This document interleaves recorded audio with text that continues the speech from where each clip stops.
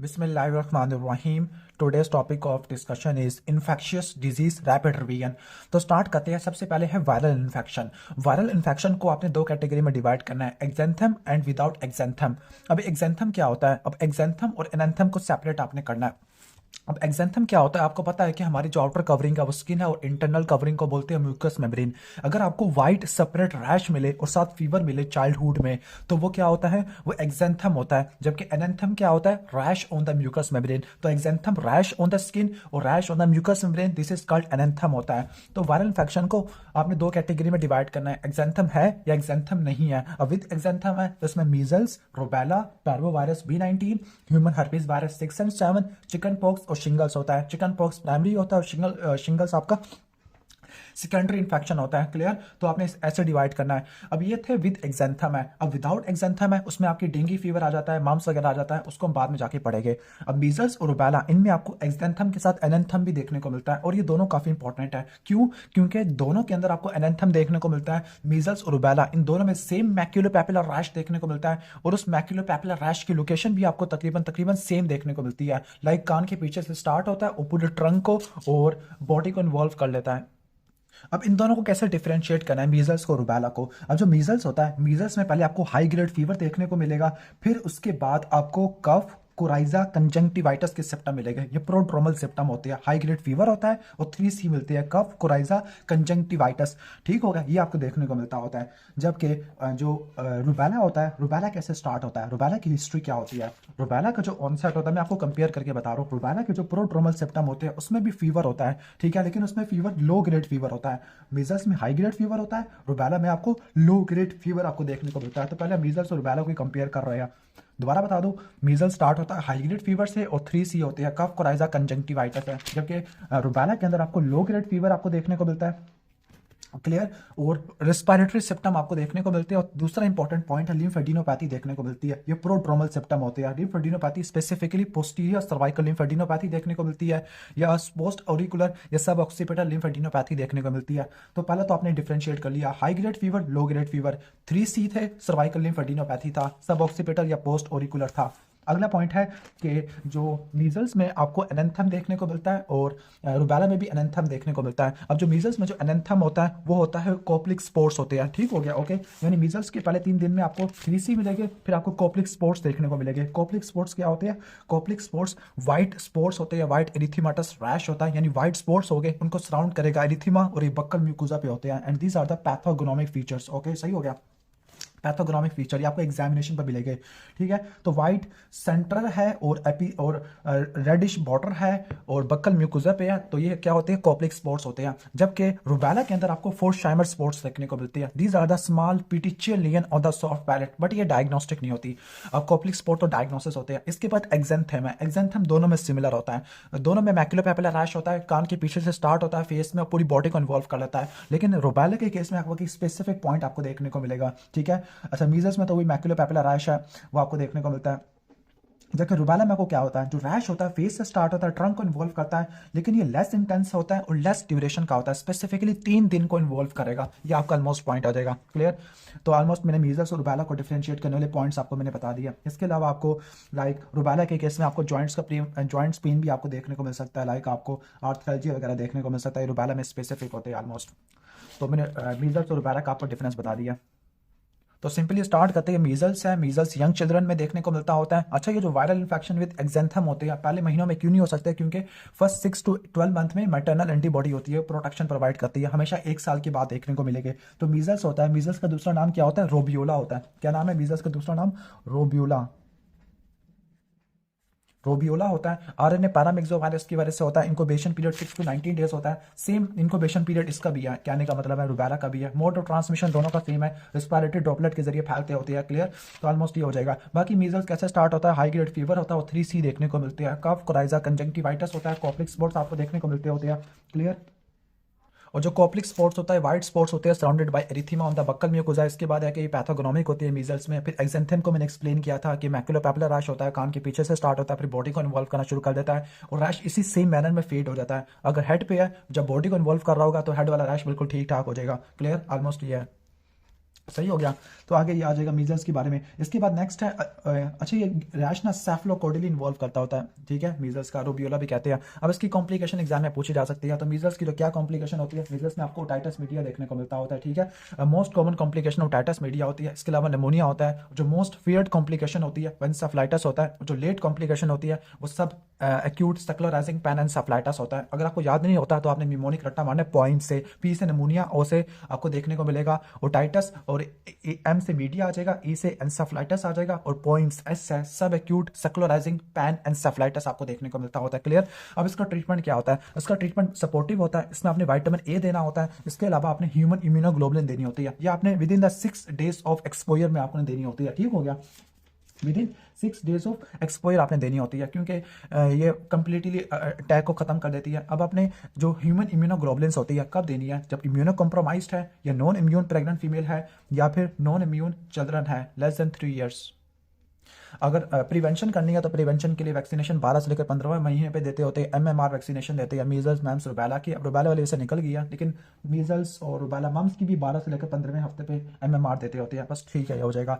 Rubella का German measles कहते हैं या 3 day मीजल्स कहते हैं। RNA टोगा वायरस की वजह से होता है। इनक्यूबेशन पीरियड 3 हफ्ते तक होता है। मोडर ट्रांसमिशन रिस्पिरेटरी ड्रॉपलेट होती है, और इसका इन्फेक्टिविटी पीरियड ये याद नहीं करना। प्रोड्रोमल इलनेस के लिए मैंने क्या बताया था कि लो ग्रेड फीवर होता है, फिर आपको मलेज देखने को मिलता है, लिम्फेडिनोपैथी होती है। लिम्फेडिनोपैथी सब ऑक्सीपिटल, पोस्ट ओरिकुलर या पोस्टीरियर सर्वाइकल लिम्फेडिनोपैथी होती है, और एनेंथम के अंदर फोर्शाइमर स्पॉट्स होती है। पिटिचल लेजन होती है सॉफ्ट पैलेट के ऊपर, लेकिन ये रुबैला का डायग्नोस्टिक पॉइंट नहीं होता। एग्जामिनेशन के अंदर क्या है, एग्जामिनेशन पे एक्जेंथम को देखोगे तो वही पैंक्युलोपैपुलर रैश होता है, 3 दिन में खत्म हो जाता है, ठीक है। अब इसकी कॉम्प्लिकेशन एग्जाम में पूछी जाती है। जो इसकी कॉन्जेनाइटल इन्फेक्शन होते हैं उसको बोलते हैं कॉन्जेनाइटल रुबैला सिंड्रोम। इसमें एयर में, नोज में और हार्ट में प्रॉब्लम होता है। अब एयर में क्या होगा, कॉन्जेनाइटल डेफनेस होगी। आइज में क्या होगा, कैटरैक्ट होगा। और हार्ट में क्या होगा, पेटेंट डक्टस आर्टरियोसिस हो जाएगा, और मेंटल रिटार्डेशन देखने को मिलती है। इसके अलावा आपको और क्या देखने को मिल सकता है, आपको THE देखने को मिल सकता होता है, थ्रोम्बोसाइटोपेनिया, हेपेटाइटिस और एंसेफलाइटिस। ये 3 कॉम्प्लिकेशन आपने रट्टा मार लेनी है। इसके बाद डायग्नोसिस के अंदर आ जाते हैं। डायग्नोसिस के लिए आपने क्या करना है, एक्यूट इन्फेक्शन के लिए IgM होती है, एलाइजा से देखोगे, रुबैला स्पेसिफिक IgM है। और जब एक्यूट इन्फेक्शन ठीक हो जाता है 14 days के बाद सीरो कन्वर्जन हो जाती है, बंदा का रिकवरी हो जाता है, तो उसमें IgG आपको देखने को मिलती होती है। क्लियर। प्रिवेंशन के लिए क्या है, MMR वैक्सीनेशन है, जो कि 12 से लेकर 15वें हफ्ते पे देते होते हैं, सही है। ऑलमोस्ट जिस हमने मीजल्स के अंदर पढ़ा हुआ था, 12वें हफ्ते पे नहीं, महीने पे, सॉरी, 12 to 15 months पे देते होते हैं। और चाइल्ड बेयरिंग एज को तमाम वुमेन को रुबैला की स्क्रीनिंग करनी चाहिए और वैक्सीनेशन देनी चाहिए। बाकी ट्रीटमेंट सपोर्टिव एक मरतबा हो जाए। इसकी बात है एरिथीमा इन्फेक्शियोजम। एरिथीमा इन्फेक्शियोजम को बोलते हैं 5th डिजीज कहते हैं। ह्यूमन पैरावायरस B19 की वजह से होता है। और इसके में क्या होता है, इसमें आपको फीवर होता है और कोराइजा होता है। कोराइजा ये रनी नोज को बोलते होते हैं, यानी ये मीजल जैसा बिहेव कर रहा है, लेकिन इसमें कोई एनेंथम नहीं होता। एनेंथम का मतलब है कोई कोप्लिक स्पोर्ट्स या कोई म्यूकस मेम्ब्रेन पर रैश नहीं होता, लेकिन एक्जेंथम होगा। अब इसके जो एक्जेंथम है इसको बोलते हैं स्लैप चीक सिंड्रोम। अब जो स्लैप चीक सिंड्रोम है, इसकी सबसे इंपॉर्टेंट बात यह है कि ये इंटेंसली रेड रैश होता है, लेकिन ये नेजोलेबियल फोल्ड को स्पेयर कर देता है। एक और कंडीशन भी है जो कि नेजोलेबियल फोल्ड को स्पेयर कर देती है, वो है SLE। इसको आपने डिफरेंशिएट करना होता है। जबकि नेजोलेबियल फोल्ड को जो इन्वॉल्व करती है वो रोजेसी होती है, ठीक हो गया। तो स्लैप चीक सिंड्रोम होगा, और इसके बाद लैसी रेटिकुलर रैश होगा। फेस पे स्लैप चीक सिंड्रोम होगा और रंग पर रेटिकुलर रैश होगा, लेकिन ये पाम और सोल को कभी भी इन्वॉल्व नहीं करेगा। What are the complication of parvovirus? तो जो इंपॉर्टेंट कॉम्प्लिकेशन होती है, सबसे पहला glove and sock syndrome. Glove and sock syndrome में क्या है, नॉर्मली मैंने कहा था कि रैश यूजुअली नहीं आता होता, लेकिन अगर पारंपरिक रैश देखने को मिले जिसका क्लियर मार्जिन हो रिस्ट या एंकल पर, तो उसको बोलते हैं gloves and sock syndrome. Arthropathy देखने को मिल सकती है, स्मॉल जॉइंट पॉलीआर्थराइटिस या एप्लास्टिक क्राइसिस देखने को मिल सकता होता है। स्पेसिफिकली अगर किसी को पहले ही सिकल सेल एनीमिया या हेरिडेटरी सफेरोसाइटोसिस है, तो ये प्लास्टिक एनीमिया काफी डेंजरस होता है। जबकि फीटल लाइफ में क्या करवा देगा, हाइड्रोस फेटालिस करवा देगा। ये non immune, non RH related erythroblastosis fetalis होता है। अब इसका ट्रीटमेंट क्या होता है, इसका ट्रीटमेंट सपोर्टिव ट्रीटमेंट होता है, ठीक है। आपने रिससिटेट करना होता है, फ्लूइड्स देने होते हैं, वाटर्स को मॉनिटर करना होता है, एंटीबायोटिक एनाल्जेसिस वगैरह दे सकते होते हैं। और अगर प्रेग्नेंट वुमेन है तो प्रेग्नेंट वुमेन को एक्सपोजर को रिड्यूस करना है, और अगर गलती से एक्सपोजर हो गया है तो सीरोलॉजी करानी है, ताकि ये चेक करें कि उनका इम्यून स्टेटस है क्या। बाकी प्रेगनेंसी की मॉनिटरिंग करनी, अल्ट्रासाउंड से, और फीटल ट्रांसफ्यूजन देनी है, ब्लड ट्रांसफ्यूजन देना अगर हाइड्रोस फेटालिस होता है। नेक्स्ट है एक्जेंथम सैबिटम, इसको 6th डिजीज कहते हैं, ओके। अच्छा, यहाँ पे 6 डिजीज का मतलब क्या है, हमें थोड़ा तरतीब बता देता हूँ। अब यहाँ पे ना थोड़ी सी on the basis of their discovery या फिर क्लिनिकल पैटर्न के बेस पर हमने इसको कुछ डिजीजेस के नाम बनाए हुए हैं। जैसे फर्स्ट डिजीज है ये रोबियोला या मीजल्स को बोलते हैं। जो सेकंड डिजीज होता है वो स्कारलेट फीवर को कहते हैं, ओके। ओके, तो जो फर्स्ट डिजीज है मीजल्स या रोबियोला को बोलते हैं। सेकंड डिजीज है वो किसको बोलते हैं, वो स्कारलेट फीवर को बोलते हैं। और आपको पता है कि स्कारलेट फीवर में स्ट्रॉबेरी टंग होती है, स्ट्रेप्टोकोकस पायोजेन की वजह से होता है। जो थर्ड डिजीज है ये किसको बोलते हैं, थर्ड डिजीज हम रुबेला को बोलते हैं। रुबेला को आपको पता है कि रुबेला का दूसरा नाम क्या है, जर्मन मीजल्स है, जर्मन मीजल्स बोलते हैं रुबेला को। इसके बाद जो फोर्थ डिजीज होता है, फोर्थ डिजीज ये आप होता है स्टेफोलोकोकल स्कार्ड स्किन सिंड्रोम होता है, ठीक है, स्टेफोलोकोकल स्कार्ड स्किन सिंड्रोम। इतने सारे एस आ गए हैं, 4 एस से याद रख सकते हो। फिफ्थ डिजीज को बोलते हैं एरिथीमा इन्फेक्शियोजम, जो कि ह्यूमन पैरवोवायरस B19 की वजह से होता है। और जो सिक्स डिजीज है वो होता है एक्जेंथम सुबिटम, एक्जेंथम सुबिटम। और एक्जेंथम सुबिटम को हम क्या बोलते हैं, ओके, रोजियोला बोलते हैं, रूबियोला नहीं, रोजियोला बोलते हैं। और ये होता है ह्यूमन हेपेटाइटिस वायरस 6 एंड 7 की वजह से। ठीक हो गया, तो आपको मैंने सारे डिजीज कवर करवा दिया। अब जो एक्जेंथम सैबिटम होता है 6 डिजीज होता है, रोजियोला की वजह से होता है, ह्यूमन हेपेटाइटिस वायरस 6 और 7 की वजह से देखने को मिलता है। अब इसका जो मोड ऑफ ट्रांसमिशन होता है सलाइवा होता है। अब सलाइवा से एक और डिजीज भी ट्रांसमिट होगा जिसको बोलते हैं किसिंग डिजीज, वो है इन्फेक्शियस मोनोन्यूक्लियोसिस। इसमें जो टारगेट सेल होती है वो CD4 T सेल होते हैं। मैं आपको कंपेयर करके दिखा देता हूँ।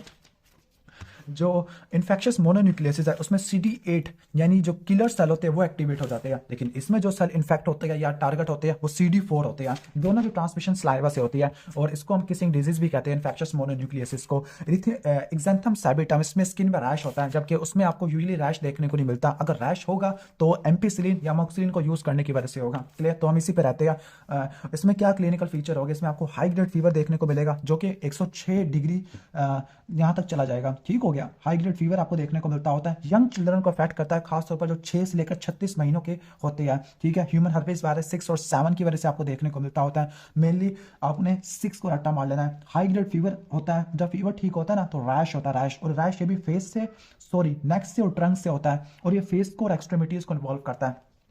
तो इसके क्या पॉइंट्स हैं, ओके, हाई ग्रेड फीवर होगा इसमें और तीसरे चौथे दिन पर ठीक हो जाएगा। इसके बाद मैक्यूलोपैपुलर या रोज कलर्ड रैश होगा। अब ये जो रैश होगा कहाँ से स्टार्ट होगा, नेक से स्टार्ट होगा, नेक और ट्रंक से स्टार्ट होगा, ओके, और फिर ये चला जाएगा फेस पर और लिम्स पे चला जाएगा। इसकी ये डिस्ट्रीब्यूशन होती है। क्लियर, ठीक है। अब ओल्डर इंडिविजुअल में इन्फेक्शियस मोनोन्यूक्लियोसिस लाइक सिंड्रोम ही करवा सकता होता है। क्या कॉम्प्लिकेशन होती है, सिक्स्थ डिजीज की एसेप्टिक मेनिंजाइटिस हो सकता है, उसकी वजह से फिब्राइल कन्वर्जन हो सकती है, मेनिंजाइटिस, एंसेफेलाइटिस, निमोनिया, बस ये याद रख लेना है। ट्रीटमेंट सपोर्टिव होता है और अगर इम्यूनो कॉम्प्रोमाइज पेशेंट है विद ह्यूमन हेपेटाइटिस वायरस 6 है तो अपने जेंसिक्लोविड देनी होती है।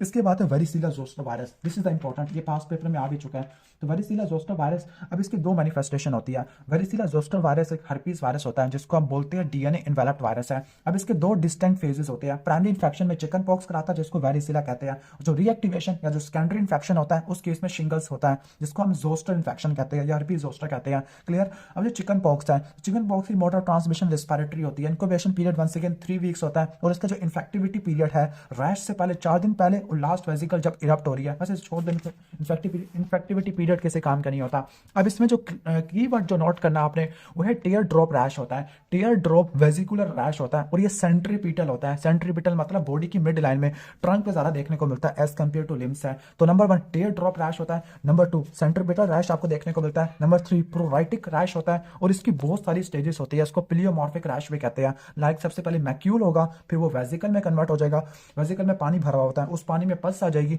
मैक्यूल, वेजिकल, पोस्ट्यूल, ठीक हो गया, पैप्यूल, वेजिकल, पोस्ट्यूल, और फिर वो क्रस्टिंग से स्केबिस बन जाएगा। और जब भी न्यू वेजिकल्स होती है ना, हर 2 से लेकर 4 दिन के बाद न्यू वेजिकल्स बनती है, न्यू क्रॉप्स बनती है, उसके साथ फीवर भी आपको देखने को मिलता है। अब इसकी जो कॉम्प्लिकेशन होती है मोस्ट कॉमन क्या होती है, स्क्रैचिंग की वजह, क्योंकि काफी ज्यादा इचिंग होती है ना, तो स्क्रैचिंग की वजह से सेकेंडरी बैक्टीरियल इन्फेक्शन हो सकता है। और क्या क्या कॉम्प्लिकेशन हो सकती है, आपने हेड टू टो जाना है। फॉर एग्जांपल मेनिंजाइटिस आपको देखने को मिल सकता है, ठीक है, ओके, मेनिंजाइटिस है। आप आ जाओ चेस्ट पे आ जाओ तो चेस्ट में निमोनिया और मायोकार्डाइटिस हो सकता है। जीआईटी पे आ जाओ, लीवर हेपेटाइटिस हो जाएगा। क्लियर। इसके अलावा किडनी या तो ग्लोमेरुलर नेफ्राइटिस हो जाएगा और ऑर्काइटिस भी हो सकता है। अब प्रेगनेंसी में अगर इसका इन्फेक्शन हो जाए वेरिसिला का तो इसकी वजह से आइस, सीएनएस और लिम्स की प्रॉब्लम देखने को मिल सकती है। एलईसी से याद करना है, लिम्स, आइस और सीएनएस की प्रॉब्लम देखने को मिल सकती है। ठीक हो गया। और maternal infection within the 5 days of delivery होता है, आखिरी 5 दिन के अंदर देखने को मिलता होता है डिलीवरी के, तो न्यू नेटल वेरिसिला भी देखने को मिल सकता है। और न्यू नेटल वेरिसिला में क्या होती है, विसरल इन्वॉल्वमेंट होती है और हैमरेज आपको देखने को मिलता होता है। अब इसकी मैनेजमेंट के अंदर आ जाते हैं। अब मैनेजमेंट के अंदर एंटीवायरल ड्रग है जिसमें एसाइक्लोविर आ जाती है, एसाइक्लोविर है, ओके, वेलसाइक्लोविर है, फैमसिक्लोविर है, या वेरिसिला जोस्टर इम्यूनोग्लोबुलिन है, ये दोनों इस्तेमाल करते हैं। ओके अब तो मैनेजमेंट में क्या है, एंटी वायरल ड्रग है और वेरिसिला जोस्टन इम्यूनोग्लोबुलिन्स होती है। अब जो एंटी वायरल ड्रग्स होती है ऑलरेडी बता चुका हूँ। अब इसकी यहाँ पे आपने इंडिकेशंस पढ़नी है, कब आप दोगे, इंडिकेशंस इंपॉर्टेंट होती है, किस कंडीशन में दोगे और किस में नहीं दोगे। अगर किसी को अनकॉम्प्लिकेटेड चिकन पॉक्स है, लाइक बंदा प्रेजेंट कर गया 24 to 48 आवर्स के अंदर within the onset of vesicles है, यानी 2 दिन के अंदर प्रेजेंट कर गया, 1 से लेकर 2 दिन के अंदर, या कॉम्प्लिकेटेड है उस केस में देते हैं। अनकॉम्प्लिकेटेड में उसी वक्त देंगे जब बंदा 1 से लेकर 2 दिन में प्रेजेंट करेगा, या कॉम्प्लिकेटेड है उसमें देंगे, या इम्यूनो कॉम्प्रोमाइज्ड होस्ट है या प्रेगनेंसी है। सही हो गया। ओके अब ओरल एंटीवायरल ड्रग देते हैं, एसाइक्लोविर फैमसिक्लोविर देते होते हैं, 5 दिन तक देते होते हैं। क्लियर। और इंडिकेशन क्या है, वंस अगेन अडल्ट जो ओरल एंटीवायरल्स होती है जब अडल्ट में देते हैं, इम्यूनो कॉम्पिटेंट में देते हैं, वो बच्चों में देते हैं, अडल्ट में, चिल्ड्रन में और इम्यूनो कॉम्पिटेंट में। और आईवी एंटीवायरल कब दोगे, जब इम्यूनो कॉम्प्रोमाइज्ड होगा या प्रेग्नेंट फीमेल है। प्रेगनेंसी खुद ऑलरेडी इम्यूनो कॉम्प्रोमाइज कंडीशन होती है। क्लियर। सही हो गया। तो ऑलमोस्ट ये हो जाएगा आपका। अब हम आगे चलते हैं। तो इम्यूनो कॉम्पिटेंट के अंदर ओरल ड्रग्स और इम्यूनो कॉम्प्रोमाइज में आईवी ड्रग्स देनी है ताकि आपको जल्दी एक्शन मिले। तो ये तो हो गया एसाइक्लोविर का पढ़ लिया। इसके बाद है वेरिसिला जोस्टर इम्यूनोग्लोबुलिन्स होती है, ये आपने 7 डेज के अंदर देनी होती है। दोबारा बता दूं, इम्यूनोग्लोबुलिन 7 डे में देनी है, और जो एंटीवायरल ड्रग होती है एसाइक्लोविर, ये आपने देनी होती है 5 डेज ऑफ एक्सपोजर के अंदर। ठीक हो गया। ओके नहीं वैसे 5 दिन तक देते होते हैं, और 1 से लेकर 2 दिन में अगर बंदा आ गया तो 7 डेज ऑफ एक्सपोजर के अंदर आपने रट्टा मार लेना। ठीक है। ओके इन्फेक्शन नहीं बल्कि एक्सपोजर के अंदर। ठीक हो गया। तो अभी क्या क्या इंडिकेशन होती है, अगर किसी का कॉन्टैक्ट हो गया वेरिसिला जोस्टर वायरस के साथ, फॉर एग्जाम्पल के रूम शेयर किया 15 मिनट से ज़्यादा, फेस टू फेस कॉन्टैक्ट हो गया है, या शिंगल वाले पर्सन से कॉन्टैक्ट हो गया है, या हॉस्पिटल में कॉन्टैक्ट हुआ चिकन पॉक्स के साथ, या ससेप्टिबल हॉस्ट है लेकिन कोई हिस्ट्री नहीं है चिकन पॉक्स की, इन शॉर्ट इम्यूनो कॉम्प्रोमाइज्ड है, प्रेग्नेंट फीमेल में देते हैं, या न्यू बॉर्न्स में देते हैं।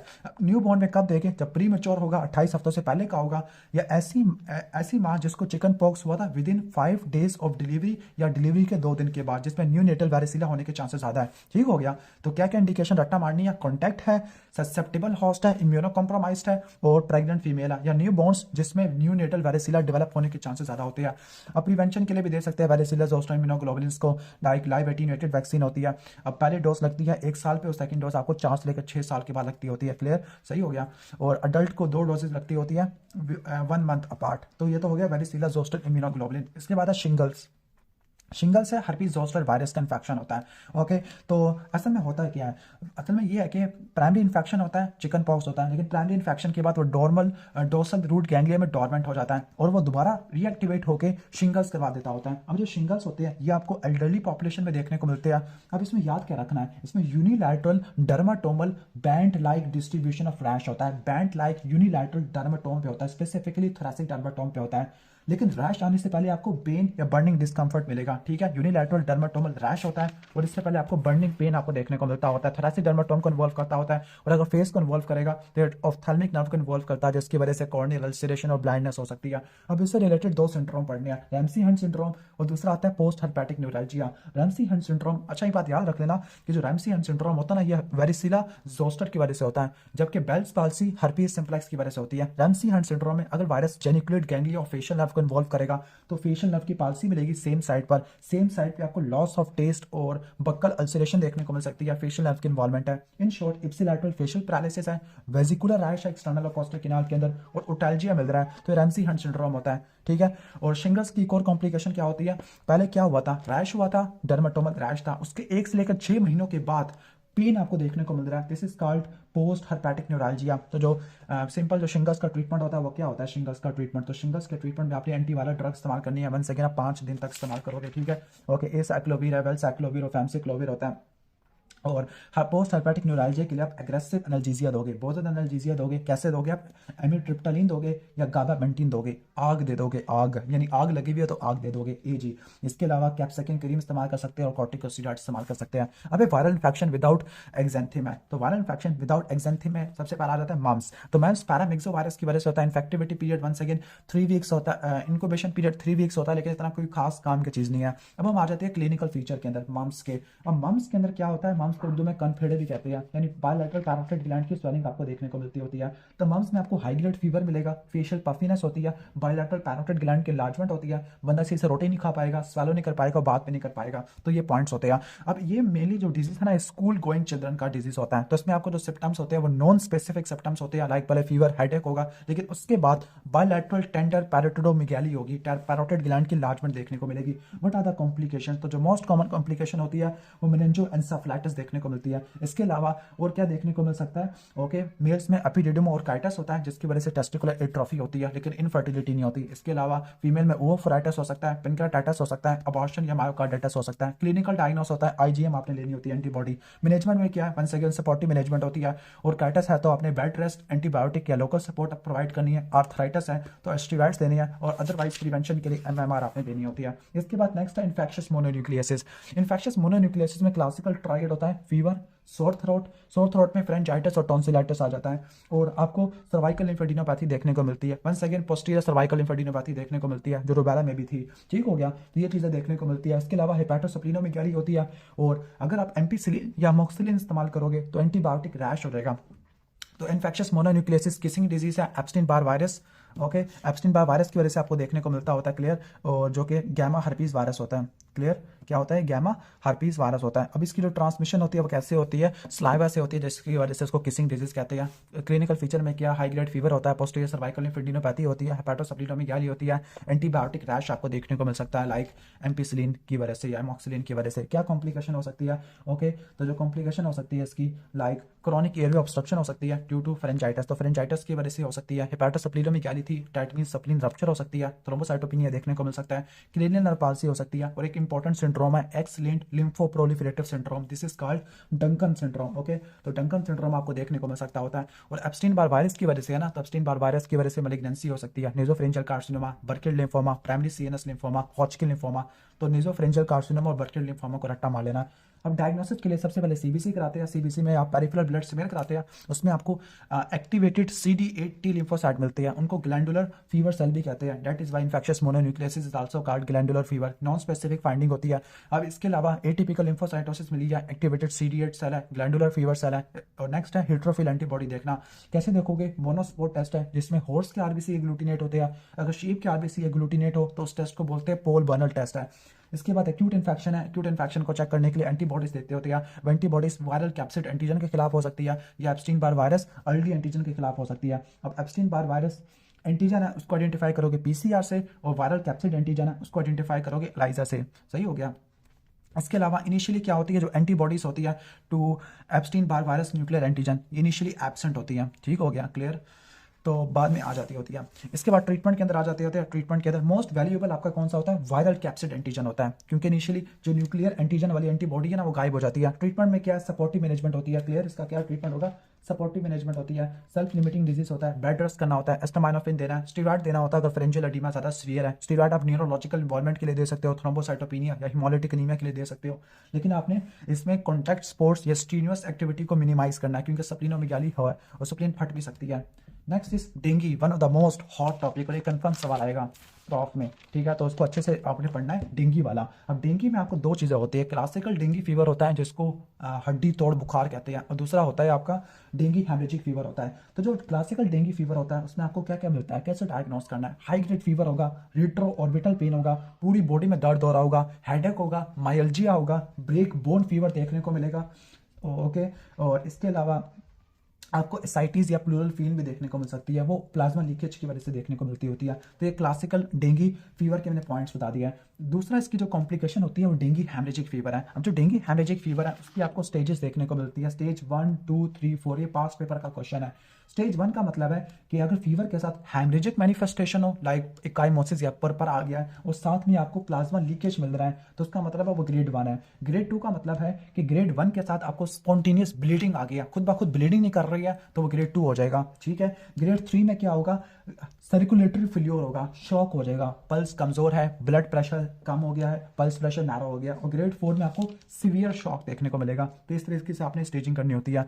डेंगू है, डेंगू वायरस की वजह से होता है, जो कि फ्लैवी वायरस होता है। 4 सीरोटाइप होती है इसकी, 1 2 3 4, और जो वेक्टर होता है वो एडिस एजिप्टाई होता है। ठीक हो गया। इसके अलावा जो एडिस एजिप्टाई होता है वो चिकनगुनिया वायरस को भी कैरी करता होता है, और चिकनगुनिया वायरस में क्या आपको चीज़ें मिलती है, आर्थ्रल्जिया होता है और मैक्यूलोपैपुलर रैश देखने को मिलता है HLA-B27 वाले पेशेंट के अंदर।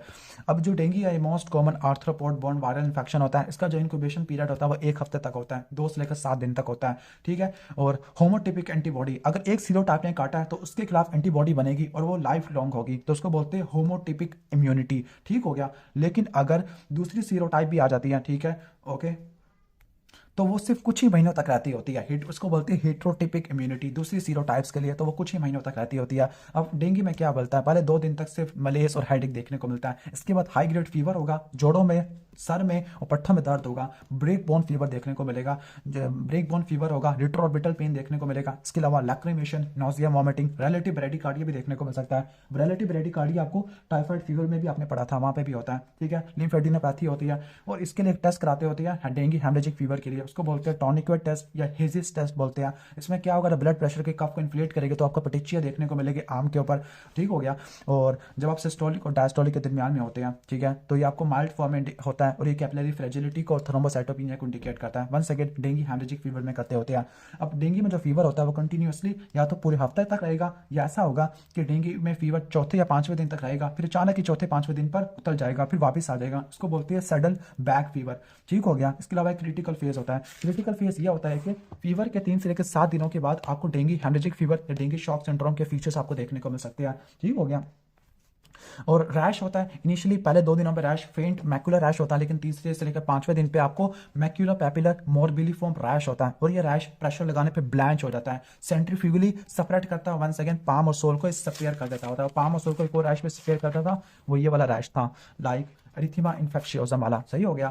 अब डेंगू हेमरेजिक फीवर है, ये इसकी सीवियर फॉर्म होती है। ऐसा होता है कि किसी को एक सीरोटाइप ने काटा है, फिर इसके बाद दूसरी सीरोटाइप ने काट दिया, तो इसकी वजह से आपको क्या मिलेगा, आपको immune complex mediated hyper sensitivity reaction देखने को मिलेगा। तो इसमें क्या होगा, इसमें आपको थ्रोम्बोसाइटोपिनिया होगा। थ्रोम्बोसाइटोपिनिया की वजह से हेमरेज आपको देखने को मिलता होता है। ब्लड प्रेशर कम हो जाएगा, क्यों, प्लाज्मा लीकेज हो गया। प्लाज्मा लीकेज होने की वजह से प्लूरल फ्रीगन है, एसाइटिस हो जाएगी, एल्ब्यूमिन के लेवल कम हो जाएगा, ERDS आपको देखने को मिलता होता है। क्लियर, ऑलमोस्ट ये आ जाएगा। इसके बाद हम आ जाते हैं इसकी इन्वेस्टिगेशन के अंदर। सबसे पहले CBC कराओगे, CBC में हिमेटोक्रेट ज्यादा होगा, ठीक है, और ल्यूकोपिनिया, थ्रोम्बोसाइटोपिनिया मिलेगा। इसके बाद कंफर्मेशन कराने के लिए क्या करते हैं, कंफर्मेशन आप IgM और IgG के लेवल्स वगैरह देखते होते हैं, ठीक है, या फिर डेंगू वायरस के डिटेक्शन करते हैं PCR से, इसकी कंफर्मेशन के लिए करते होते हैं, RT-PCR या IgM है। इसके अलावा एलाइजा कराते हैं, एलाइजा में आप NS1 एंटीजन वगैरह को देखते होते हैं, ठीक है, कंफर्मेशन के लिए वही IgM और IgG एंटीबॉडीज को देखते होते हैं। इसके बाद ट्रीटमेंट है। ट्रीटमेंट में क्या होता है, सपोर्टिव सिम्प्टोमेटिक मैनेजमेंट होता है, कोई स्पेसिफिक एंटीवायरल ड्रग की जरूरत नहीं होती, सिर्फ पैरासिटामोल, एनाल्जेसिक, एंटीमाइटिक लेनी होती है। एस्प्रिन को आपने वाइट करना होता है, अगर शॉक है तो वॉल्यूम ट्रांसफ्यूजन या ब्लड ट्रांसफ्यूजन देनी है। कोर्टिकोस्टेरॉइड का कोई फायदा नहीं होता। प्रिवेंशन के अंदर आपने ब्लीडिंग प्लेस उसको अबॉलिश कर देना है। अडल्ट को आपने इंसेक्टिसाइड से मार देना है। हाँ, इंसानों वाला अडल्ट नहीं, मच्छर वाला अडल्ट है, और उसकी कोई वैक्सीनेशन नहीं है। आप ऐसे भी इसको लिख सकते हो कि अगर ग्रुप ए पेशेंट है जिसमें सिर्फ फीवर है, कोई वार्निंग साइंस नहीं है, कॉम्प्लिकेशन नहीं है, तो बेड रेस्ट करोगे, फ्लूइड्स दोगे, ORS फ्लूइड जोसेस है, और फीवर को कंट्रोल करने के लिए एस्टामाइनोफेन और टैपिट स्पॉन्ज दोगे। ग्रुप बी पेशेंट के अंदर जिसमें वार्निंग साइंस है, तो इसमें आप IV फ्लूइड्स दोगे, आइसोटोनिक फ्लूइड या रिंगर लैक्टेट है। और ग्रुप सी पेशेंट है जिसमें कॉम्प्लिकेशन है, लाइक हेमरेजिक फीवर, शॉक है तो IV फ्लूइड्स दोगे, वेसोप्रेसर दोगे। हेमरेजिक मैनिफेस्टेशन है तो प्लाज्मा ट्रांसफ्यूजन दोगे, अगर कोआगुलोपैथी है प्लेटिलेट दोगे, और पैक RBC ट्रांसफ्यूजन दोगे जब HB 8 से गिर जाता होता है। ऑलमोस्ट खत्म हो गया। इसके बाद है bacterial infection, staphylococcal scalded skin syndrome. 4 ऐसा है तो इसका मतलब है 4th डिजीज है। रिटर सिंड्रोम भी कहते हैं, डर्माटोलॉजिकल कंडीशन होती है, स्टाफिलोकोकस ऑरियस की टॉक्सिन सिक्रेटिंग स्ट्रेन की वजह से होती है। ओके, टॉक्सिन सिक्रेटिंग स्ट्रेन की वजह से होती है, लाइक टॉक्सिन सिक्रेटिंग स्ट्रेन से स्टाफिलोकोकल स्कार्ड स्किन सिंड्रोम हो जाएगा और टॉक्सिक शॉक सिंड्रोम हो जाएगा। अब पहले इसको पढ़ लेते हैं। जो स्कार्ड स्किन सिंड्रोम है, इसके अंदर एक्सफोलिएटिन की प्रोडक्शन बढ़ जाती है। एक्सफोलिएटिन ये क्या करता है, ये इंट्रा एपिडर्मल क्लीवेज करवाता है। अब आपको पता है कि स्किन में एपिडर्मिस होता है, और एपिडर्मिस में सबसे ऊपर लेयर है वो स्ट्रेटम कॉर्नियम है। स्ट्रेटम कॉर्नियम में इंट्रा एपिडर्मल क्लीवेज करा देगा, जिसकी वजह से लार्ज फ्लैसिड ब्लिस्टर बनेंगे और वो आसानी से झड़ जाएंगे। ठीक हो गया, तो एक्सफोलिएशन करवा देगा। 5 साल से नीचे वाले में देखने को मिलता होता है, उसमें आपको thin walled fluid filled blister देखने को मिलती है। ब्लिस्टर सबसे इंपॉर्टेंट पॉइंट है, और सबसे इंपॉर्टेंट पॉइंट है, अगर आपको ब्लिस्टर मिले तो आपने ये देखना है कि म्यूकस मेम्ब्रेन इन्वॉल्व हुई है या नहीं हुई। अगर म्यूकस मेम्ब्रेन को स्पेयर कर दिया है तो वो होगा स्कार्ड स्किन सिंड्रोम। अगर म्यूकस मेम्ब्रेन की इन्वॉल्वमेंट वेरिएंट भी है, तो वो स्टीफन जॉनसन सिंड्रोम या टॉक्सिक एपिडर्मल नेक्रोलाइसिस होता है, क्योंकि वहाँ पे भी ब्लिस्टर्स देखने को मिलते हैं, लेकिन वो ब्लिस्टर म्यूकस मेम्ब्रेन को भी इन्वॉल्व करते हैं। ट्रीटमेंट क्या होता है, बिनाइन कंडीशन होता है और आपने फ्लूक्लोक्सासिन इस्तेमाल करना होता है। नेक्स्ट है टॉक्सिक शॉक सिंड्रोम। अब ये भी टॉक्सिन सिक्रेटिंग स्टफ ऑरियस की वजह से देखने को मिलता है, और यहाँ पे जो एक्सोटॉक्सिन है वो है टॉक्सिक शॉक सिंड्रोम टॉक्सिन 1 होता है, TSST1 होता है, जबकि वहाँ पे एक्सफोलिएटिन था। अब ये सुपर एंटीजन होता है, CD4 टी सेल को, हेल्पर सेल को एक्टिवेट कर देता है, बहुत सारे साइटोकाइन प्रोड्यूस करते हैं। अब रट्टा मार लेना कि अगर आपको सिनेरियो में टेम्पून यूजिंग फीमेल है, ओके, उस केस में आपको देखने को मिलेगा टॉक्सिक शॉक सिंड्रोम है, तो इसमें आपको फीवर देखने को मिलेगा, माइल्जिया, हेडेक, सोर थ्रोट होगा, और शॉक सिंड्रोम है तो आपको क्या मिलेगा, हाइपोटेंशन आपको देखने को मिलेगा। और सबसे इंपॉर्टेंट पॉइंट है कि इसमें आपको इरिथेमाटस ब्लांचिंग रैश मिलता है, जो कि पाम और सोल की डिस्क्वेमेशन वगैरह करा देता होता है। तो अगर आपको अचानक की फीवर, हेडेक, माइल्जिया की हिस्ट्री है, हाइपोटेंशन है, शॉक हो गया है और डिस्क्वेमेटिव रैश है, डिस्क्वेमेटिव रैश सबसे इंपॉर्टेंट कीवर्ड होता है। क्लियर। ट्रीटमेंट के अंदर क्या होता है, इसमें आपने सपोर्टिव मैनेजमेंट नहीं देना, इसमें आपने एग्रेसिव फ्लूइड रिससिटेशन करनी है। एंटीबायोटिक में आपने IV फ्लूक्लोक्सासिलिन, वेंकोमाइसिन और क्लिंडामाइसिन आपने इस्तेमाल करनी होती है, और IVIG दे दोगे टॉक्सिन्स को न्यूट्रलाइज करने के लिए, और आपने टेम्पून को यूज नहीं करना। इसके बाद है टाइफाइड और पैराटाइफाइड फीवर। ओके, तो टाइफाइड और पैराटाइफाइड फीवर, टाइफाइड को बोलते हैं एंटेरिक फीवर कहते हैं। इसमें क्लासिकल ट्राइड मिलता है, स्टेप लैडर कंटिन्यूस फीवर होता है, हेडेक होता है और एब्डोमिनल डिस्कम्फर्ट आपको देखने को मिलती है। टाइफाइड में आपको रिलेटिव ब्रेडिकार्डिया भी देखने को मिल सकता है, और एब्डोमेन के ऊपर आपको मैक्यूलोपैपुलर रैश देखने को मिलते हैं, न्यूट्रोपिनिया भी होगा। तो टाइफाइड को एंटेरिक फीवर कहते हैं, साल्मोनेला टाइफी की वजह से देखने को मिलता है। मोड ऑफ ट्रांसमिशन इसका फीकल ओरल रूट होता है, इंक्यूबेशन पीरियड इसका 2 हफ्ते होता है। अब टाइफाइड को आपने वीक वाइज देखना है, लाइक पहले हफ्ते के अंदर आपको फीवर होगा जो कि स्टेप लैडर फैशन के अंदर राइज करेगा, ठीक हो गया, कंटिन्यूस फीवर होता है, और पहले हफ्ते में कॉन्स्टिपेशन मिलेगी और रिलेटिव ब्रेडिकार्डिया देखने को मिलेगा। रिलेटिव ब्रेडिकार्डिया का मतलब है जितना टेम्परेचर ज्यादा है उसके हिसाब से पल्स भी बढ़नी चाहिए थी, लाइक 1 डिग्री के साथ आपको पल्स 10 बढ़ जाती है। सेकंड वीक के अंदर आपको क्या मिलेगा, साल्मन कलर्ड सर्कुलर रैश देखने को मिलती है अपर एब्डोमेन में, जिनको रोज स्पॉट्स बोलते हैं, और ये प्रेशर लगाने पे गायब हो जाती है। खांसी होगी, स्प्लीनो में गैरी देखने को मिलेगी, और कॉन्स्टिपेशन होगी, ठीक हो गया, ओके। और कॉन्स्टिपेशन के बाद आपको डायरिया और एब्डोमिनल डिस्टेंशन देखने को मिल सकती है। Clear. Third week is a complication week है, इसमें आपको बोवल परफोरेशन या हैमरेज देखने को मिल सकता है। हिपैटोबिलियरी के अंदर कोलिसिस्टाटिस देखने को मिल सकता है, क्योंकि इसकी जो कोलोनाइजेशन होती है वो गाल ब्लैडर के अंदर होती है, और ये सिकल सेल एनीमिया वाले पेशेंट में ऑस्टियोमाइलाइटिस भी करवा देता होता है। क्लियर, ऑलमोस्ट ये हो जाएगा। अब इन्वेस्टिगेशन के अंदर क्या होता है टाइफाइड का, टाइफाइड के अंदर आपने रट्टा मारना है कि CBC कराओगे, ल्यूकोपिनिया होगा, न्यूट्रोपिनिया होगा, लिम्फोसाइट आपको ज्यादा देखने को मिलेंगे, ओके, LFT कराओगे, डिरेंज हो सकते हैं। और इन्वेस्टिगेशन आपने क्या है, रट्टा मारनी है। ब्लड कल्चर है, फर्स्ट वीक में कराते हैं, सेकंड वीक में विडाल टेस्ट है, थर्ड वीक में स्टूल कल्चर, और फोर्थ वीक में यूरिन कल्चर आ जाता होता है। क्लियर। अब इसका जो ट्रीटमेंट होता है, इनिशियली सबसे पहले आप क्लोराम्फेनिकोल, एमोक्सिलिन और ट्राइमिथोप्रिम सल्फामिथोक्साजोल देते हैं। अगर इनसे रेजिस्टेंट है तो उसको MDR बोलते हैं। MDR के लिए सिप्रोफ्लॉक्सासिन इस्तेमाल करते हैं। अगर सिप्रोफ्लॉक्सासिन से भी रेजिस्टेंट है तो आपने एजिथ्रोमाइसिन देनी है, ठीक हो गया। और डेक्सामेथासोन दोगे इन केस ऑफ, अगर कोई, कहने का मतलब है कोई रेजिस्टेंस हो, यानी अगर सिप्रोफ्लॉक्सासिन से रेजिस्टेंस हो तो एजिथ्रोमाइसिन और सेफ्ट्राक्सोन इस्तेमाल करना है। और अगर कोई क्रॉनिक कैरियर है तो आपने क्या इस्तेमाल करना है, सिप्रोफ्लॉक्सासिन इस्तेमाल करनी होती है और कोलिसिस्टेक्टमी करनी होती है। और अगर कोई XDR है तो मीरोपेनिम आपने इस्तेमाल करनी है। तो ये टाइफाइड से रिलेटेड सारे MCQ इस पॉइंट मैंने डिस्कस करवा दिया। क्लियर। इसके बाद हम नेक्स्ट आ जाते हैं कोलोस्ट्रीडियम डिफिसिल इन्फेक्शन है। इसमें क्या होता है, इसमें टिपिकल हिस्ट्री होगी, पेशेंट को निमोनिया या कोई और डिजीज होगा, उसके लिए एंटीबायोटिक यूज कर रहा होगा। एंटीबायोटिक यूज करने के बाद 1 से लेकर 2 दिनों के बाद आपको ब्लडी डायरिया आपको देखने को मिलता होता है, ठीक है। तो ये कोलोस्ट्रीडियम डिफिसिल का होता है, सूडोमेम्ब्रेनस कोलाइटिस करवाता है। क्लियर। तो ये ब्रॉड स्पेक्ट्रम एंटीबायोटिक की वजह से होता है। अभी कब होगा, जब आपने एंटीबायोटिक यूज किया, IV एंटीबायोटिक यूज किया, उसके बाद आपको एब्डोमिनल पेन है, प्रोफ्यूज वाटरी डायरिया, मैं ब्लडी कह रहा था लेकिन वाटर भी हो सकता है, अच्छा वाटरी डायरिया होता है, लोअर एब्डोमिनल पेन देखने को मिलता है, WBC काउंट ज्यादा हो जाएगा, सूडोमेम्ब्रेनस कोलाइटिस हो जाएगा। सूडोमेम्ब्रेनस कोलाइटिस में यही abdominal pain, watery diarrhoea, WBC count ज्यादा होगा, और सूडोमेम्ब्रेन बन जाएगी क्लोन के म्यूकोसा के ऊपर, और बोवल वाल की थिकनिंग देखने को मिलेगी। और इसकी जो सीवियरेस्ट फॉर्म होती है जिसको बोलते हैं फुलमिनेंट कोलाइटिस, वो होती है टॉक्सिक मेगाकोलोन। टॉक्सिक मेगाकोलोन एक तो अल्सरेटिव कोलाइटिस में होता है, दूसरा इसमें देखने को मिलता है। इसमें क्लोन की डायलेटेशन 6 सेंटीमीटर से ज्यादा की आपको देखने को मिलती होती है। क्लियर। ऑलमोस्ट ये हो जाएगा। इसके बाद डायग्नोसिस कैसे बनाओगे, डायग्नोसिस के लिए अब ओनली टेस्ट है, इफ सिम्प्टोमेटिक है तो आपने कोलोस्ट्रीडियम डिफिसिल के टॉक्सिन A और टॉक्सिन B देखनी होती है। सबसे इंपॉर्टेंट यही है। कैसे देखोगे, स्टूल के अंदर आप ELISA कराओगे या स्टूल PCR करा लोगे, जो कि टेस्ट ऑफ चॉइस होता है, स्टूल PCR। या अल्टरनेटिव मेथड क्या है, 2 स्टेप मेथड है। सबसे पहले आप ग्लूटामेट डिहाइड्रोजिनेज देखोगे, एंजाइम इम्यूनोएसिस, और अगर स्टेप 1 पॉजिटिव है तो साइटोटॉक्सिन देखोगे, वही टॉक्सिन A और टॉक्सिन B है। तो मेन आपने क्या करना है, सबसे पहले ग्लूटामेट डिहाइड्रोजिनेज देखना है, एंजाइम इम्यूनोएसिस, फिर आपने एलाइजा या पीसीआर कराना है साइटोटॉक्सिन को देखने के लिए। अब इसका ट्रीटमेंट क्या होता है? सबसे पहले आपने जो एंटीबायोटिक ले लेते हैं आपने उसको छुड़वाना है, ओके, और आपने आईवी फ्लूइड्स देने हैं और आपने बोवल को रेस्ट करवाना होता है, यानी एनजी वगैरह से डीकम्प्रेस कर देंगे, आईवी फ्लूइड्स देते हैं। अगर माइल्ड टू मॉडरेट इन्फेक्शन है, लाइक माइल्ड टू मॉडरेट में क्या होगा, अगर डब्ल्यूबीसी 15,000 से कम है तो उसको हम करेंगे माइल्ड टू मॉडरेट है। क्रिएटिनिन 1.5 से कम है बेस लाइन से, A65 से कम है या कोई पेरिटोनियल साइंस नहीं है तो उसमें आप माइल्ड टू मॉडरेट इस्तेमाल करोगे, इसमें ओरल मेट्रोनिडाजोल इस्तेमाल करोगे। और अगर अगर सीवियर है यानी डब्ल्यूबीसी ज़्यादा हो रहा है, ठीक है, आपने कैसे याद रखना है इसको, ओके, लाइक W से WBC, B से आपका क्या आ जाएगा, बेस लाइन से 1.5 क्रिएटिनिन ज़्यादा हो गया, C से आपका क्या आ जाएगा, C से कोई कहने का मतलब है C से वैसे क्रिएटिनिन बन जाता है, बस बाकी छोड़ो निमोनिक को। अच्छा, माइल्ड टू मॉडरेट में ओरल मेट्रोनिडाजोल और सीवियर में आप ओरल वैनकोमाइसिन आप इस्तेमाल करते हैं या आईवी मेट्रोनिडाजोल इस्तेमाल करते होते हैं, क्लियर। अगर फर्स्ट रिकरेंट इन्फेक्शन है, अगर फर्स्ट रिलैप्स हुआ है तो मेट्रोनिडाजोल दोगे पर ओरल, सेकंड रिलैप्स है तो वैनकोमाइसिन दे दोगे, अगर 2 से ज़्यादा रिलैप्स हो रहे हैं तो वैनकोमाइसिन को टेपर करोगे और प्रोबायोटिक या रिफैक्सिमिन इस्तेमाल करोगे, क्लियर। और अगर रिफ्रैक्टरी है तो फीकल ट्रांसप्लांटेशन करोगे, सही है। इसके बाद माइकोबैक्टीरियम वाला इन्फेक्शन है, मलेरिया रहता है, लीवर एब्सेस है, अभी भी काफ़ी सारे रहते हैं, आई थिंक वो should be speed up, okay. तो इस वीडियो में माइकोबैक्टीरियल इन्फेक्शन को फिनिश करते हैं और फिर हम स्टार्ट करेंगे मलेरिया वाला अगली वीडियो के अंदर। अच्छा, मैंने यहाँ पे एक इंपॉर्टेंट पॉइंट लिखा हुआ है, पास्टुरिला मल्टोकिडा, बर्ड कह रहा हूँ, कैट्स या डॉग बाइट की वजह से देखने को मिलता है। उसमें ट्रीटमेंट क्या देते हैं, कोअमोक्सिक्लेव देते हैं, ऑगमेंटिन देते हैं। नेक्स्ट है माइकोबैक्टीरिया इन्फेक्शन, लेप्रोसी को हैंसन डिजीज भी कहते हैं, क्रोनिक ग्रैनुलोमेटस डिजीज होती है, स्किन को और नर्व्स को अफेक्ट करती है, माइकोबैक्टीरियम लेप्रोई की वजह से होती है। अब इसकी जो मोड ऑफ ट्रांसमिशन है वो नोज के थ्रू होता है और इसकी 2 प्रेजेंटेशन होती है, ट्यूबरकुलोइड लेप्रोसी और लेप्रोमेटस लेप्रोसी। ट्यूबरकुलोइड लेप्रोसी जब होगी जब सेल मीडिएटेड इम्यूनिटी ज्यादा आपको देखने को मिलेगी और इसका जो इंक्यूबेशन पीरियड 2 से लेकर 5 साल होता है। लेकिन जो लेप्रोमेटस होती है वो जब होती है जब सेल मीडिएटेड इम्यूनिटी एब्सेंट है, इम्यूनो कॉम्प्रोमाइज वाले में लेप्रोमेटस लेप्रोसी आपको देखने को मिलेगी, क्लियर।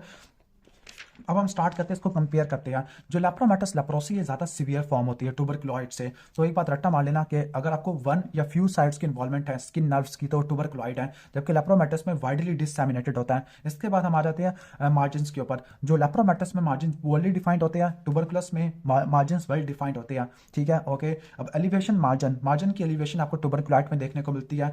कलर की बात करें, मार्क्ड हाइपरपिगमेंटेशन आपको देखने को मिलती होती है, क्लियर। और स्वेटिंग और हेयर ग्रोथ इंपेयर्ड अर्ली फॉरन इंपेयर्ड हो जाती है। नर्व की इन्लार्जमेंट और डैमेज आपको इसमें ज्यादा देखने को मिलता होता है। बेसिलाई आपको ट्यूबरकुलोइड में देखने को नहीं मिलते होते। नेचुरल हिस्ट्री खुद ब खुद ठीक हो जाता है और इसमें टाइप 1 लैप्रा रिएक्शन होता है, ठीक हो गया, क्लियर। तो दोबारा बता दूं, सेल मीडिएटेड इम्यूनिटी किस में ज्यादा होती है, ट्यूबरकुलोइड में ज्यादा होती है, जिसकी वजह से बेसिलाई कोई भी नहीं होगी, लेकिन इम्यूनिटी की वजह से नर्व की इन्लार्जमेंट आपको ज्यादा देखने को मिलेगी, आपको मार्जिन वेल डिफाइंड देखने को मिलेगी, मार्जिन के एलिवेशन भी आपको देखने को मिलेगी, हाइपोपिगमेंटेशन भी ज्यादा देखने को मिलती है, लेकिन ये 1 और फ्यू साइड्स पे देखने को मिलती है। इसके बाद लेप्रा रिएक्शन है। अब जो लेप्रोसी के रिएक्शन होते हैं 2 तरह के होते हैं, लेप्रोसी 1 और लेप्रोसी 2। लेप्रोसी 1 आपको ट्यूबरकुलोइड में देखने को मिलता है और लेप्रोमेटस में टाइप 2 देखने को मिलता होता है। जो लेप्रा रिएक्शन 1 है ये रिवर्सिबल रिएक्शन होता है, जबकि लेप्रा 2 रिएक्शन इसको हम बोलते होते हैं रिथिमा नोडोजम लेप्रोसम बोलते हैं। मैकेनिज्म टाइप 1 किस में होती थी, ट्यूबरकुलोइड में, जिसमें सेल मीडिएटेड इम्यूनिटी होती थी, तो सेल मीडिएटेड हाइपर सेंसिटिविटी होती है। टाइप 2 लेप्रोमेटस में होती थी, जिसमें इम्यूनिटी होती नहीं है, तो इम्यून कॉम्प्लेक्स मीडिएटेड होती है। अब क्लिनिकल फीचर के अंदर आ जाते हैं। लेप्रा रिएक्शन टाइप 1 में क्या होगा, लेप्रा के अंदर आपको 2 इंपॉर्टेंट पॉइंट्स रट्टा मारने हैं लेप्रा के अंदर, सही है। लेप्रा के अंदर नंबर 1 पेनफुल टेंडर नर्व्स दोनों के अंदर होगी, पहले तो ये पॉइंट देख लो, पेनफुल टेंडर नर्व्स आपको दोनों में देखने को मिलेगी। लॉस ऑफ फंक्शन ये भी आपको दोनों में देखने को मिलेगा, मतलब है डिफरेंशिएटिंग पॉइंट नहीं है, ठीक है।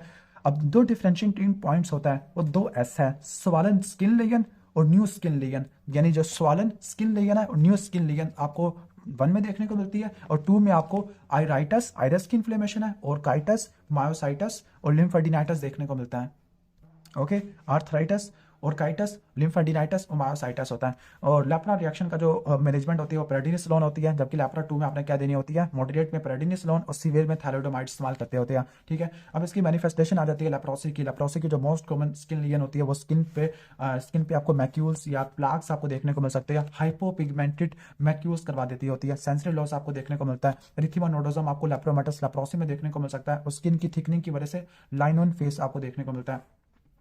दूसरा टारगेट है नर्व्स। अब नर्व्स डैमेज हो जाएगी और थिकर नर्व देखने को मिलती है। ओके, स्किन पे आपको hypopigmented sensory loss, nerve damage हो जाएगी, थिकनिंग देखने को मिलती है। और अगर रेडियल नर्व डैमेज होगी तो फुट ड्रॉप हो जाएगा, सॉरी रिस्ट ड्रॉप हो जाएगा। कॉमन पिरोनियल नर्व डैमेज होगी तो फुट ड्रॉप हो जाएगा, लेकिन सीएनएस को टारगेट नहीं करेगी। इसके अलावा ब्लाइंडनेस हो सकती है इस केस में। कॉर्निया और कंजक्टिवा की एनेस्थीसिया हो सकती है due to damage to the trigeminal nerve है। ओके, और बायलैटरल टेस्टिकुलर एट्रोफी हो सकती है। बायलैटरल टेस्टिकुलर एट्रोफी की वजह से गायनिकोमास्टिया हो जाएगा और एजोस्पर्मिया और हाइपोपिगमेंटिज्म हो जाएगा। अब डायग्नोसिस कैसे करते हैं? क्लिनिकल डायग्नोस करते होते हैं। इसमें आपको हाइपोपिगमेंटेड स्किन मैक्यूल्स मिलेगा, लॉस ऑफ सेंसेशन है, थिकन पेरिफेरल नर्व है और एसिड फास्ट बेसिलाई मिलेगा। जब स्किन स्मीयर लोगे या बायोप्सी लोगे। ट्रीटमेंट के अंदर क्या होता है? अब ट्रीटमेंट में आपने इसको दो में डिवाइड करना है, मल्टी बेसिलरी लेप्रोसी है या पोस्टी बेसिलरी लेप्रोसी होती है। ठीक है, जो मल्टी बेसिलरी है, मल्टी का मतलब मल्टी में 5 स्पेलिंग आ रही है ना, मल्टी 5 है तो 5 से ज्यादा स्किन लेयन होगी। पोस्टी में 2 से लेकर 5 होगी। ओके, और दूसरा पोस्टी बेसिलरी सिंगल लेयन, उसका ट्रीटमेंट डिफरेंट होता है। ठीक है, ओके। अब मल्टी बेसिलरी में जो ट्रीटमेंट होता है वो CDR होता है। ओके, CDR, C से क्लोफाजामिन, D से डेप्सोन और R से रिफैम्पिन होता है। पोस्टी बेसिलाई में क्या करते हैं? रिफैम्पिन ऐड नहीं करते होते। ठीक हो गया। पोस्टी बेसिलाई में हम अगर 2 से लेकर 5 है तो आपने, सॉरी रिफैम्पिन तो करते हैं, क्लोफाजामिन ऐड नहीं करते। डेप्सोन और रिफैम्पिन देनी होती है। और जो पोस्टी बेसिलाई है सिंगल लिया ना तो रिफैम्पिन इस्तेमाल करते हैं। इन शॉर्ट, अगर एक लिया तो रिफैम्पिन, 2 से लेकर 5 है तो D ऐड कर दिया, और अगर 5 से ज्यादा है तो CDR ऐड कर दिया, तो ऑलमोस्ट ये हो जाएगा।